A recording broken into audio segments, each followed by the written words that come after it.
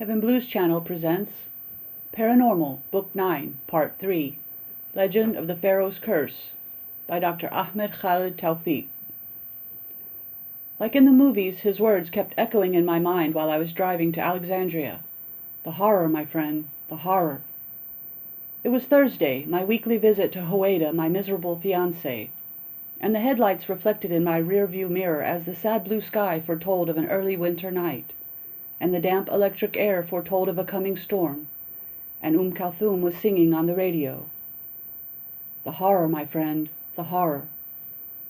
"You stupid donkey!" The shout came from a driver I had almost hit while taking a right turn. I was totally absent-minded, only that shout brought me back to reality. And, of course, there is no other stupid donkey like me. Steeling my nerves, I gripped the steering wheel more tightly. I can't leave any chance for coincidence to connect my death with the desecration of Akhirum's tomb. I won't end up just another line added to the books on the Pharaoh's curse, and I won't turn into another question mark that begs curiosity about the world in years to come. If I die, let it be because Akhirum's curse is pursuing me, and not because I'm an idiot donkey like that uncivilized driver claims. The horror, my friend, the horror. I contemplated the dark fields on both sides, and I had the notion that traveling by car was extra exhausting. What's wrong with the train? Kafr Ziyat Station, Itay El Baroud. No, I won't sleep. I'm exhausted and my day was really busy, but I'll stay awake. Mr. Akhirum needs superpowers to pursue me on this quick trip. This idea really reassures me.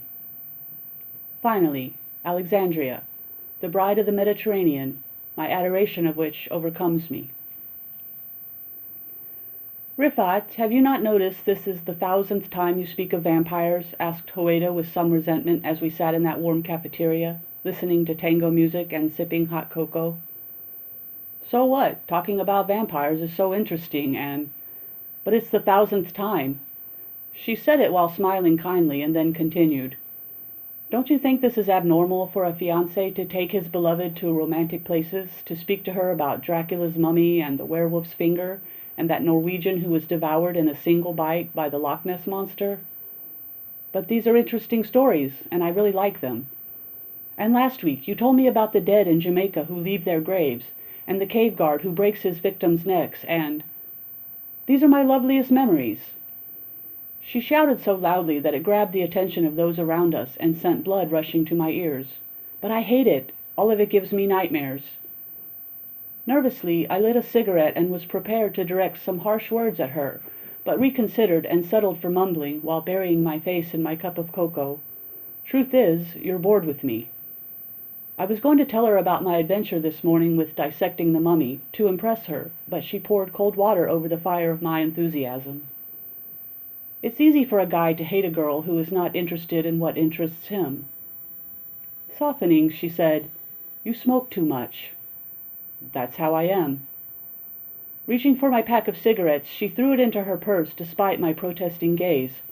That action which every fiancé must take with her groom, even if she likes the smell of tobacco, and even if she is a nicotine addict. She must repeat the same advice that has become sacred for any fiancé. "I'll be the guardian of your health, and you won't dare to object." Then, more cheerfully, she said, "And now, let's go to the movies." The Native Americans shouted their frightful screams as the sheriff, James Stewart, steadily emptied his rifle into their chests. And after a few shots, it seemed clear that he had shot everyone in the movie, including the director himself. Bored, I yawned and continued watching the movie as she whispered in my ear, "I wish you were like him." "And kill Indians?" "No, just to be handsome and brave like him." I almost responded to her with a reply that would make her cry, but then I remembered that kindness is a quality of the noble man, so I said, "I'll try, I promise you, but tomorrow, God willing." And I resumed watching the movie's events in misery. Turning my head, I looked at those seated around us, and they were only a few because we were the only crazy people who would go to the movies in this coming storm. And in the row behind us was a man sitting alone, his facial features unclear in the darkness. There's something strange about that man. And despite the near-complete darkness, I could see his facial silhouette and the direction of his gaze. This man was not looking at the screen at all, but instead stared at us with abnormal concentration. I told myself it's another curious guy who is interested in watching a man and woman exchanging whispers, and went back to following the movie absent-mindedly. Then suddenly I turned my head towards him. He was staring at us with the same fixed concentration and insistence. This is weird, really weird. Well, either I'm imagining, due to my tense nerves, or he is indescribably rude, or he was assigned by someone I don't know to watch us, or... On the screen, the dynamite exploded, and the Indians scattered, flying from the blast. I took the chance and turned my head quickly to see the man's face in the flash from the screen, but I did not find him. When did he leave? How did I not notice? And how did he leave his seat so quickly, find his feet, and feel his way in the darkness? There is something unsettling about this. "What's wrong?" Hoeda asked, while handing me some caramel, but I didn't answer. "You're jealous of James Stewart?" What a fool you are. She still thinks of this topic and thinks my absent-mindedness is a proof of the deep wound she caused me when she left me for James Stewart. Trying the candy, I told her, "I'm jealous of the sheriff and not the actor." "And what's the difference?" "The latter pretends to be brave, but I'm sure he would die of fear if an enthused mouse touched his foot." She laughed, and I laughed, and then she handed me a chocolate bar and went back to watching the movie, while I dissolved into an ominous state, thinking of what may happen in the coming days. And when I looked back, I found that man sitting in the same seat. "Come on, let's go." "But," she protested, "what's wrong? He didn't save the singer yet." "Oh, I'm sure he'll save her.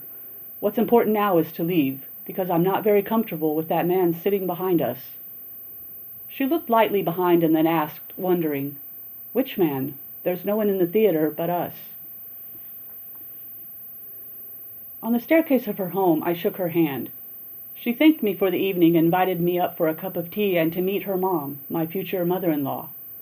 But I apologized to her that the hour was late, and that I had to return to Cairo on Friday morning. And I promised her a better evening next week. And as soon as I heard her heels ascending the stairs, I turned, left the building door ajar, and returned to my car, going back to the boarding house where I typically spent my Thursday nights since our engagement.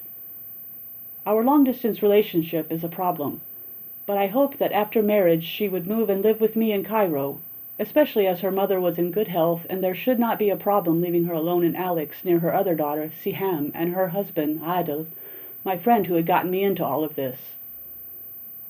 On Friday morning, I started back to Cairo. And as if it were waiting for me, as soon as I opened my apartment door, the phone rang. That insistent ring which tells of the caller dying with worry. Lifting the receiver slowly, I told the person on the other end, "Hello?" "Dr. Rifat." Finally. The voice sounded familiar, but I could not recognize who it was. "It's Ramzi Habib." "Ah, how are you, doctor?" I replied. "Where were you all night?" "I was traveling, but what happened?" Am I imagining things, or was Ramzi intentionally staying silent? Seconds passed like centuries. I could only hear his breathing and, in the distance, the sound of the Quran reader in preparation for the Friday prayer. "Dr. Ramzi, what happened?" Sighing with embarrassment, he said, "Mr. Muhammad Ragab." In an emotional voice, realizing what had happened, I asked, "Dead?" "Oh, the same mysterious death. His wife took the kids out, and when she returned, he was still sitting in front of the TV, in the same position, but... I don't understand any of this. Not a single word. In the same way, and so quickly, that enthusiastic young man who just yesterday spoke of Akhirum I and accused me of being insensitive, today is a corpse, eyes open and blood dried up. While Dr. Ramzi was still speaking, autopsy, and as usual, nothing. Then intensely he asked, "Are you listening?" "Of course." "Then I beg of you to be careful. Don't stay alone for a second. Why don't you come spend the next few days with me?" "Thank you, but caution does not prevent fate." I then hung up the phone, went to the kitchen distractedly, made myself some coffee, and, like in any typical Egyptian home on a Friday, lit some incense to fill my apartment with its endearing scent. And then I started prepping for the prayer at the nearby mosque when the phone rang again. This time it was that long, insistent ringing that indicates a disaster coming from another governorate. "Hello?" Adil's firm voice screamed, "Where are you, damn you?" What a greeting to a friend. "Where did you take the girl?" he asked. "What girl?" "Howeida, you idiot, Howeida. We spent the darkest night of our lives, and at dawn I sent 10 of my men looking for you both, everywhere in the city, but no use. And I've called you so many times. Where is she, Rifat? Rifat, answer my question." The phone dropped to the floor, and Adil's steely voice shouted repeatedly, "Where is she, Rifat?" Part 2. The Girl. Being meticulous in choosing your life partner is very important. You have to know his habits, his friends, his dreams, his secrets, and most importantly, you have to make sure there's no angry mummy pursuing him. 4. New Beginning. Howeida said he was soft like a dream, mysterious like the night, sad like the dusk, and he loved me. I first met him at my sister Siham's home, and she had told me some things about him, including that he was 40 and that he was friends with Adil, her husband, since they were young, and that he had gotten out of a failed love story with a dumb Scottish girl. And there I saw him and studied his features, of course without him noticing, and he was everything of handsomeness, not ugly nor very good-looking. There was a streak of deep sadness in his withering eyes, behind his glasses, and bitter wrinkles on the sides of his mouth and wise forehead, and his hair was going, which gave him an endearing, fatherly look. Of course, he wasn't the knight in shining armor, nor would he ever be, but he would be a husband, and a loyal one by nature. And in a sweet gesture, Adil offered for him to take me home, a gesture Rifat accepted willingly. And throughout the drive to my home he was silent, but I felt 1,000 poems and 1,000 dreams fighting to fall from him. And he was smoking really heavily. I didn't let him drive me to my building, but only to the beginning of my street, because I didn't want him to see my humble home, at least not that first time. And after that, I met him at a crafty Cairene sculptor named Azit, who was his neighbor. Adil had invited me to attend an exhibition with him, and had told me we would surely meet Rifat there. I'm not that interested, girlfriends. Trust me, sisters, all I want from you is to help me with my makeup, and to lend me the best of your dresses, and to notice with a critic's eye every little thing in my outfit and looks. I don't care about him, girls. Even if he interrupted his talk with the sculptor, surprise in his eyes, and shook Adil's hand with enthusiasm and started rambling on about Michelangelo and Auguste Rodin. I wasn't interested in the topic at all, but I listened carefully and hung on every single word. And from that moment, I knew we would marry. Adil warned me, what a kind brother, that this Rifat was really strange and traveled a lot and had a strong, intimate interest in the horror stories that our mothers would tell us when we were kids. Thus, I didn't worry much when he left me and traveled to the U.S. And I wasn't worried by his sudden trips to Greece, and I wasn't upset with his tour in Libya, as long as his sweet letters and postcards came to me from every place he went. Honestly, girlfriends, he has changed a lot. His hair became ever wider, and his wrinkles doubled, and a strange look reflected in his eyes. Instead of the prior sadness, it became a frightened look, the look of a trapped cat begging to be freed. While braiding my hair, my sister said to me, "It's time." "Time for what?" "This is taking too long," she said. "What do you mean?" "The legend of the indecisive lover?" And I felt her hands become more rough as she finished my braids, so I said, "He seems scared of being tied down."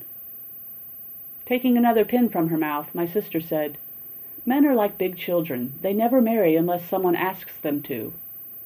"And you want me to ask?" Shrewdly, she said, "Put him at the crossroads. Either he asks for your hand or stops with all the letters and friendliness." And that is what happened, sisters. It was a dreamlike night at my sister's place, surrounded by the angelic faces of children, and his gold ring gripped my finger like a newborn. And I started to know him better, and his visits became more regular at my home, which I no longer cared that he see, and his polite sweetness to my old, kind mother. Only one thing bothered me about him. He was not good at expressing his feelings, and he had nothing but endless, horrible stories about the vampire mummy and the demon caller and a Greek devil that turned humans into marble. I would listen to him, feigning interest, but as soon as night fell, all the ghosts would gather in my bedroom, and I would spend the night curled in a fetal position, cursing him internally. These stories became a basic part of his character, to the point that several times I felt like he himself was a demonic creature of the kind he always spoke about. As for another thing that troubled me, his bitter sarcasm. He was sarcastic about everything and would see a repetitive boredom in even a thrilling situation. Therefore, I used to ask him wonderingly, "Why do you deal with people as if they are a silly joke you've heard many times?" "Because they are." He would then light yet another cigarette and say, "All of their talk has been said before, and all of their life events have happened before, but they've forgotten." Other than that, I think Rifat Ismail was not so bad. When I gave him my frank opinion about his talk of vampires, he seemed unhappy, because he took it for granted that I loved such talk. We were sitting in a cafeteria, sipping on hot cocoa, while his ever-present cigarette sent poisonous smoke from between his fingers. So I decided to take a proactive approach. Reaching for his pack of cigarettes, I hid it in my purse and said in a cheerful way, trying to assuage the tense atmosphere, "I'll be the guardian of your health, and you won't dare to object." And for that fiery look in his eyes, I suggested we go to the movies. It seemed poetic to me that amidst these storms and impending rains we traveled the streets together, and sat alone in the warm cinema watching the colorful dreams on the screen while the chaotic weather ruled the streets outside. The movie starred James Stewart, and it's about a handsome and brave sheriff who loves a pretty singer, but the Native Americans kidnap her, so he insists on getting her back from them and shoots a lot of bullets for her. How I wished Rifat had 10%, just 10% of the handsomeness and bravery and tenderness of that sheriff, but he became more miserable when I told him about that wish. He kept turning around looking behind for a reason I didn't know, and suddenly asked me to get up to leave, which surprised me. I didn't imagine his jealousy of the movie star would bother him to that extent. But what's up? He didn't save the singer yet. He said something I didn't really understand about a guy sitting behind us annoying him, and of course I found no one in the back rows, or in the whole cinema. And so we went on watching the movie while I wondered what was wrong with him. End of Part 3.